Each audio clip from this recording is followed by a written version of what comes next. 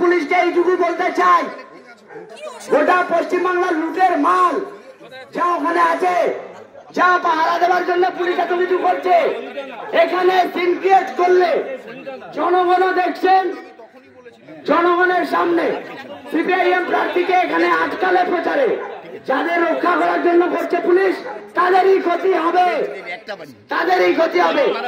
আমরা পুলিশের কাছে অনুরোধ করতে চাই যে আমাদের অনুযায়ী আমরা পাশের রাস্তায় চলে যাবো, সেই রাস্তায় যাওয়ার জন্য এইটুকু না তৈরি করে চলবে।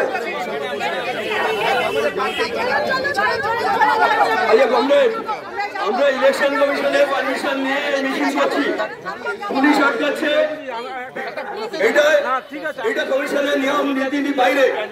কলকাতা পুলিশের কিছু দলদাস তারা ওদের কাছে আমাকে খত দিয়েছে, তারা এখানে এই সমস্ত করছে। আমরা বলছি সম্পূর্ণ বেআইনি দলদাস পুলিশ এই সমস্ত করছে, সারা পশ্চিমবঙ্গ জুড়ে করছে।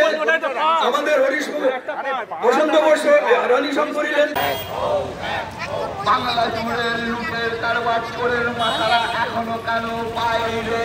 মোদী সরকার জবাব দাও। চুরি লুট দুর্নীতির বিরুদ্ধে ভোট দিন বাঁচতে। ইনকলাব জিন্দাবাদ।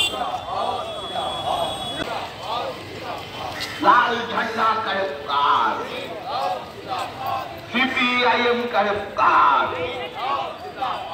দক্ষিণ কলকাতা লোকসভা কেন্দ্রের বামফ্রন্ট মনোনীত সিপিআইএম এর প্রার্থী কমরেড সায়রা হালিমকে সঙ্গে নিয়ে এই মিছিল চলছে।